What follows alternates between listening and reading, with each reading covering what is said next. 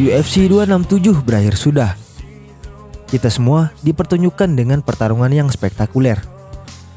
Dan semuanya benar-benar sesuai ekspektasi para fans MMA di Indonesia.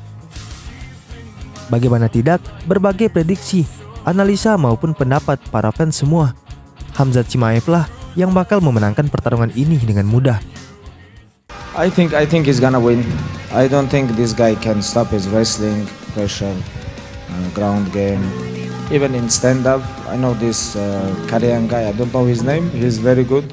He's good on his hands. But I think he can take him down and finish. I really believe. I don't think he can stop him. Melalui polling postingan Instagram Radar Petarung dan kolom komentar video press conference subtitle Indonesia yang gue bikin, sebagian besar 90% menjagokan Khamzat Chimaev memenangkan pertarungan ini. Sebelum pertarungan ini dimulai, tampak pada sesi press conference Khamzat dan Li Jingliang bisa dibilang sangat frontal dan arogan, saling ingin menghabisi satu sama lain. I gonna hit him. 当然有很多了，打那么多年的比赛 ，UFC 的比赛，以前是以前，现在是现在。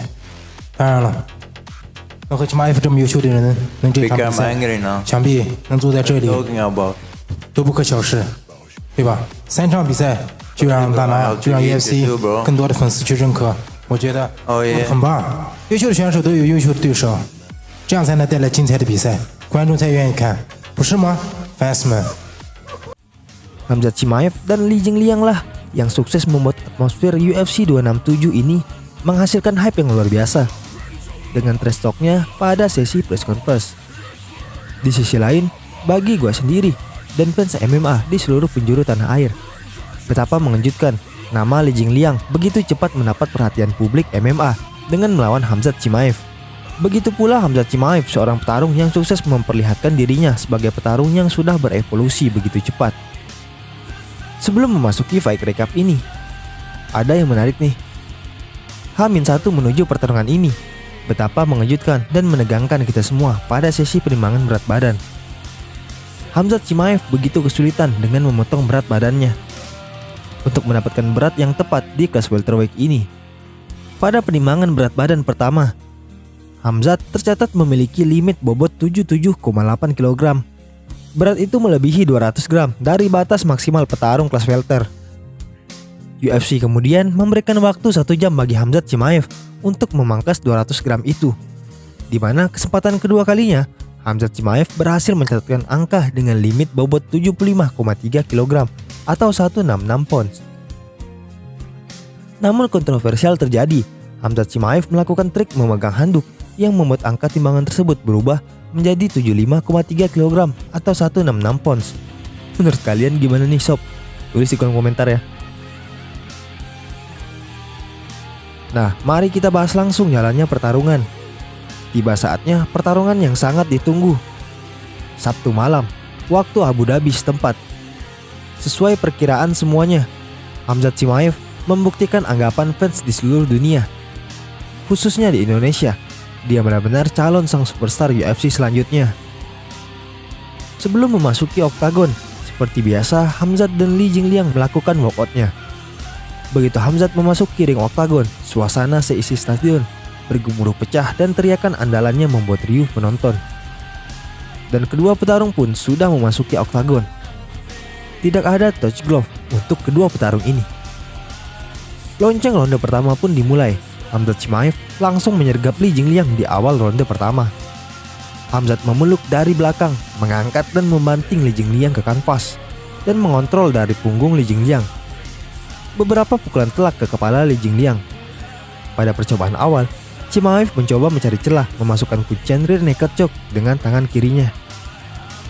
Namun Li Jingliang masih bisa melepaskan diri, tetapi kemudian tangan kanan Khamzat ganti mencekiknya dengan kuncian yang sama. Wasit pun menghentikan pertarungan dengan ronde pertama baru berlangsung 3 menit 16 detik dengan kemenangan rear naked choke atau submission. Khamzat Chimaev langsung menghampiri Dana White. Sepertinya ia meminta sang presiden itu ingin mencarikannya lawan lagi, seperti yang dia lakukan pada tahun lalu saat mengalahkan Gerard Messet hanya 17 detik. Dengan kemenangan ke-10 ini secara berturut-turut, semuanya dengan finish. Dalam sesi interview Oktagon yang diwawancarai Daniel Cormier usai pertarungan, Khamzat Chimaev mengatakan, "Aku akan membunuh semua orang di sini. Ini rumahku. Aku sudah bilang akan membunuh semua orang. Kalian percaya padaku sekarang?" Allahu Akbar, teriak Khamzat. We'll kill everybody. I'll stay here. It's my home. Allahu Akbar. Woo! Ketika ditanya siapa yang akan dia lawan selanjutnya, Khamzat Chimaev kembali mengatakan dengan singkat, "Beri aku semuanya lawan." Di acara preliminary card UFC 267, dua anak didik Khabib Nurmagomedov, Zubaira Tukhugov dan Tagir Ulanbekov, sukses memenangkan duel pada UFC 267 ini. Zubaira sukses mengalahkan Ricardo Ramos melalui unanimous decision dengan skor 29-28, 29-28, 29-28. Selain itu, Tagir Ulanbekov juga sukses memberikan kemenangan buat tim Khabib. Di UFC 267, Tagir Ulanbekov harus lebih bersusah payah untuk mendapatkan hasil positif. Tagir pun dinyatakan menang angka tipis saja atas Alan Nascimento melalui unanimous decision. Sementara duel liar lainnya antara Albert Duraev versus Roman Kopylov. Pertarungan yang menampilkan adu pukulan striking yang brutal ini benar-benar memanjakan mata. Memasuki ronde pertama, terlihat kedua petarung saling silih berganti melakukan serangan.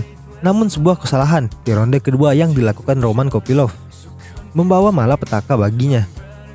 Ia dengan sengaja memegang jaring oktagon.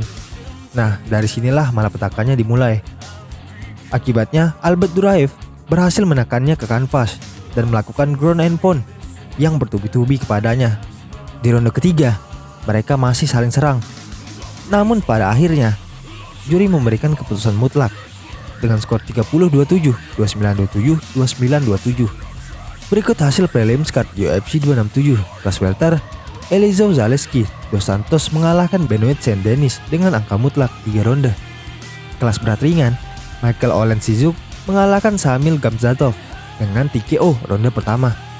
Di kelas bulu, Leron Murphy mengalahkan Makwan Amirkhani dengan KO ronde kedua. Dan di kelas menengah, Andre Petroski mengalahkan Hu Zhaozong dengan kuncian arm triangle choke di ronde ketiga. Nah, itu tadi rekap preliminary card yang dapat gue sampaikan.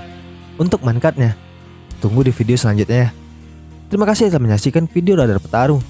Stay tune.